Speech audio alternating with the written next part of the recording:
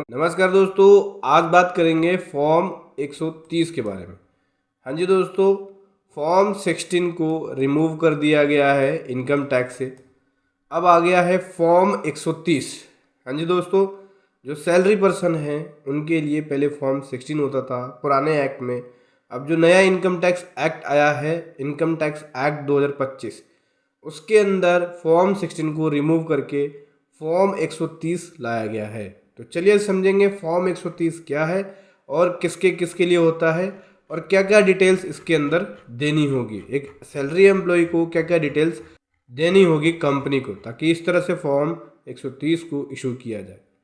चलिए डिटेल में समझते हैं, लेकिन उससे पहले बताना चाहूँगा, जो भी भाई बंधु मेरे चैनल में पहली बार है, इस वीडियो को पहली बार देख रहे हैं, जिन्होंने अभी तक सब्सक्राइब नहीं किया, सब्सक्राइब कर लीजिए, साथ ही साथ बेल आइकन पे भी क्लिक कर लीजिए, ताकि इस तरह का कंटेंट आपको मिलता रहे।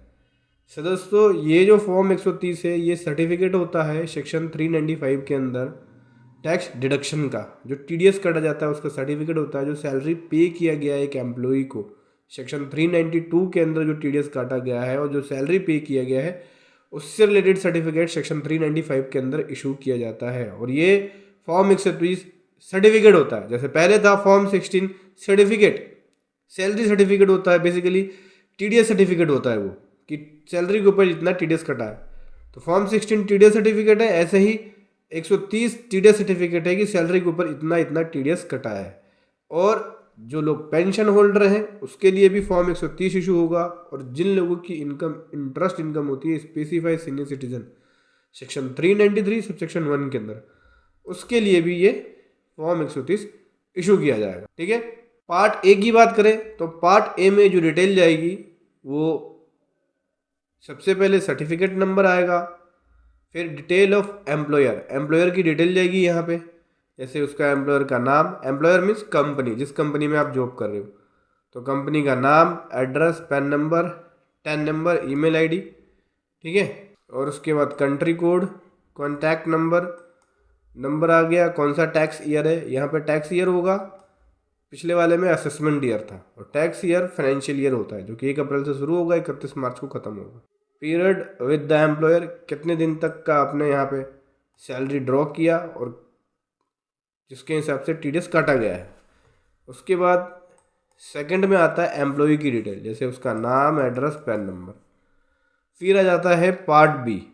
पार्ट बी में समरी देखने को मिलेगी टीडीएस की, कि क्वार्टर वाइज कितना कितना टीडीएस कटा, रिसीट नंबर, कितना अमाउंट पे हुआ सैलरी का, उसके ऊपर रेट ऑफ टैक्स कितना था, कितना आपका टीडीएस डिडक्ट हुआ, कितना अमाउंट डिपॉजिट हो गया। उसके बाद जो टैक्स डिटेल, टैक्स जो डिपॉजिट करने की डिटेल्स है वो भी दिखेगी गवर्नमेंट को, कौन कौन से रिसीट नंबर, सीरियल नंबर और डेट ऑफ ट्रांसफ़र के अकॉर्डिंग यहाँ पे टीडीएस जमा हुआ है। फिर ये डिक्लेरेशन देखने को इस प्रकार से मिलेगा। यहाँ पे एक डिक्लेरेशन एम्प्लॉयर द्वारा फर्निश किया जाएगा कि ये टीडीएस काटा गया है और इतना डिपॉजिट हुआ है और ये सर्टिफिकेट मैं दे रहा हूँ एम्प्लॉय को। उसके बाद पार्ट सी आता है नेक्स्ट। पार्ट सी किसके लिए है? एम्प्लॉय जिसका डिडक्शन सेक्शन 392 सब सेक्शन 2 के अंदर है। पार्ट सी में बेसिकली ये एनेक्सर फर्स्ट है, और पार्ट सी में बेसिकली सैलरी के ऊपर जो टीडीएस कटा है उसकी एक कंप्यूटेशन शीट होती है कि कितनी ग्रोस सैलरी बनी और उसके हिसाब से कितना अपना टीडीएस बना। पहले टोटल इनकम कैलकुलेट होगा, फिर टैक्स, फिर उसके हिसाब से उस पर टीडीएस कैलकुलेट होगा। तो ये एक एनेक्सर है, इस एनेक्सर के अकॉर्डिंग सर्टिफिकेट इशू होगा, उसमें सारी डिटेल लिखी होगी। जैसे कि सबसे पहले कि आप ऑप्ट कर रहे हो टैक्सेशन 202 सबसेक्शन 1। 202 बेसिकली ये जो सेक्शन है ये न्यू टैक्स रिजीम के लिए है। न्यू टैक्स रिजीम में आप जा रहे हो या नहीं जा रहे हो, यस या नो करना पड़ेगा। ठीक है, इसी प्रकार से ग्रॉस सैलरी कितनी आई आपकी, कोई परक्यूजिस्ट है, वैल्यू ऑफ परक्यूजिस्ट, कोई और बेनिफिट्स दिया है वो। फिर उसके बाद अलावेंस जो कि एग्जाम्प्ट है सेक्शन 11 में, यहाँ पे सेक्शन 11 आएगा, पहले सेक्शन 10 था, यहाँ सेक्शन 11 आएगा न्यू इनकम टैक्स एक्ट में। तो क्या क्या अलाउंस है, जैसे हाउस रेंट अलाउंस हो गया, स्पेशल अलाउंस हो गया, एग्जेम्पशंस हो गया, फिर उससे रिलेटेड सेक्शंस, कोई और other any allowance and exemption. ठीक है, फिर ये आपकी नेट करंट सैलरी निकलेगी। Tax on employment section 19 sub section 1 के अकॉर्डिंग कोई अगर टैक्स बना है तो उसकी। कोई स्टैंडर्ड डिडक्शन है वो, कोई ग्रेजुटी है वो, उसी हिसाब से यहाँ पे डिडक्शंस आपको मिलेगा। कंपनसेशन रिसीव किया है वो, कोई वॉलंटरी रिटायरमेंट बेनिफिट है वो, कोई कैश इक्विवेलेंट है वो, फिर अदर डिडक्शंस।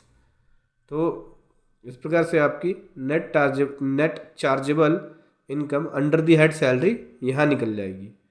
कोई और अदर इनकम है वो भी यहाँ आपको रिपोर्ट करना होगा, जैसे कि अदर सैलरी के अलावा कोई और अदर इनकम बनती है आपकी तो उसकी डिटेल, कोई लॉस बनती है हाउस प्रॉपर्टी से तो उसकी डिटेल, कोई अदर इनकम जो एम्प्लॉय रिपोर्ट कर रहा है उसकी डिटेल, देन यहाँ से ग्रोस टोटल इनकम निकलेगा।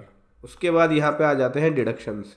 तो जो पहले 80C 80D 80G वगैरह होते थे वो सब हटा के अब ये आ गया सेक्शन 123 में डिडक्शन है वो, 124 के अंदर डिडक्शन है वो, कोई कंट्रीब्यूशन एम्प्लॉयर के द्वारा किया गया है 24(1)(a) के अंदर, 126 में है कोई हेल्थ इंश्योरेंस का, पहले 80D में होता था ये, ठीक है। Interest on higher education loan का लिया है 129 के अंदर, तो वो पहले ये 80 के अंदर आता था, ठीक है। अग्निपति स्कीम का है वो 125 में, डिडक्शंस और कोई कंट्रीब्यूशन अग्निपति स्कीम में किया गया है 125 के अंदर, तो वो सब डिडक्शंस आपको मेंशन करने पड़ेंगे। तो जो पुराने 80D थे, 80C था, 80E 80G वो सब रिमूव करके ये सेक्शंस आ गए, 123 124 125 129 126 ये सब डिडक्शंस आ गए हैं पुराने वाले को हटा के। तो उसकी ग्रॉस वैल्यू कितनी है, डिडक्टेबल अमाउंट कितना है वो, फिर उसके हिसाब से यहाँ टोटल जाएगा। कोई डोनेशन वगैरह पे किया है उसकी डिटेल 123 के अंदर डोनेशन वगैरह की आपको उसका बेनिफिट मिलेगा। डिडक्शंस जो डोनेशंस की हैं वो आपको देखने को मिलेगी। फिर टोटल टैक्सेबल इनकम निकलेगा, फिर टोटल टैक्सेबल इनकम के ऊपर जो टोटल टैक्स बना वो, फिर सरचार्ज एजुकेशन से टोटल टैक्स पेबल, कोई रिलीफ 157 का है वो, फिर उसके बाद टोटल डिडक्टेड सोर्स यानी TDS जो आपका है टोटल डिडक्टेड वो निकल जाएगा। टोटल TDS ये बन गया, इतना TDS कटा है, इतना नेट पेबल बना है, तो टोटल TDS की डिटेल कितना डिडक्ट हो गया और इतना आपको नेट टैक्स पेबल बनेगा, तो उसके हिसाब से जो TDS डिपॉजिट बनेगा वो जमा कराना पड़ेगा, ठीक है। इसी प्रकार से एनेक्सर सेकंड है, ये सीनियर सिटीजन के लिए है जो सेक्शन 393 सबसेक्शन उनके अंदर कवर है जिनका TDS, ठीक है, बेसिकली पेंशन वगैरह से रिलेटेड है वो। तो देख सकते हैं यहाँ पे ग्रोस सैलरी बता दिया, फिर पेंशन पूछ रहे हैं कितना है वो, कोई स्टैंडर्ड डिडक्शंस आ गया, chargeable under the head salary आ गई, अदर सोर्स की इनकम आ गई, फिर ग्रोस टोटल इनकम, फिर यहाँ डिडक्शंस आ गए, ठीक है। वही सभी डिडक्शंस जो 80D वाले जो थे वो सब हट के 123 124 126 129 के डिडक्शंस, फिर ग्रोस टोटल इनकम निकल के यहाँ पे टैक्स कैलकुलेट हो जाएगा। फिर ये आ जाएगा डिक्लेरेशन, ये डिक्लेरेशन देके सबमिट कर देना होगा। इसी प्रकार से यहाँ भी डिक्लेरेशन है, एम्प्लॉयर डिक्लेरेशन दे देगा, कंपनी डिक्लेरेशन दे देगी अपनी, फिर उसके बाद ये फॉर्म तैयार है। तो इस प्रकार से आपको ये फॉर्म 130 देखने को मिलेगा। 1 अप्रैल 26 से अब आपको जो फॉर्म मिलेगा वो फॉर्म 130 मिलेगा, न कि फॉर्म 16। फॉर्म 16 को हटाया जा रहा है, रिमूव कर दिया जा रहा है। तो दोस्तों वीडियो कैसी लगी जरूर बताएं। Thank you so much. जय हिंद, वंदे मातरम।